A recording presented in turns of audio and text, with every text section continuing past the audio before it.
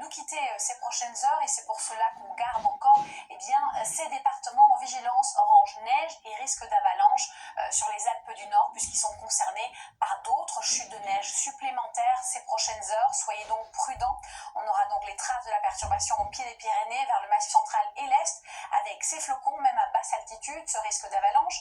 Plus vers la Méditerranée, attendez-vous à Mistral tramontane qui souffleront tous deux fort et puis à l'arrière l'arrivée d'une perturbation mais qui sera fortement atténuée finalement par l'anticyclone dont on parlera dans quelques instants. On peut parler aussi d'un ciel un peu plus lumineux vers l'Île-de-France, les Hauts-de-France et une partie de l'Aquitaine. On passe aux températures nocturnes avec des valeurs de saison, en tout cas avec une petite baisse de 1 à 4 degrés sur le centre et l'est du pays.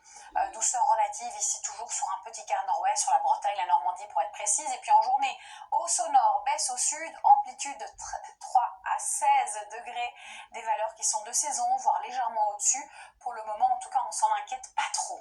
Voici l'évolution. Donc lundi, c'est une journée de transition.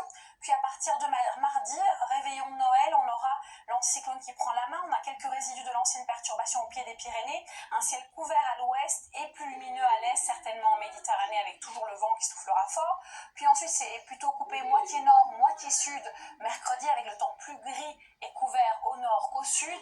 Et au fil des jours après Noël, justement, on aura un temps qui va se stabiliser, qui va faire baisser les températures, mais qui va nous amener un peu plus de luminosité d'ici la fin de l'année, tant mieux. Merci de nous avoir suivis, on se retrouve demain, belle soirée et surtout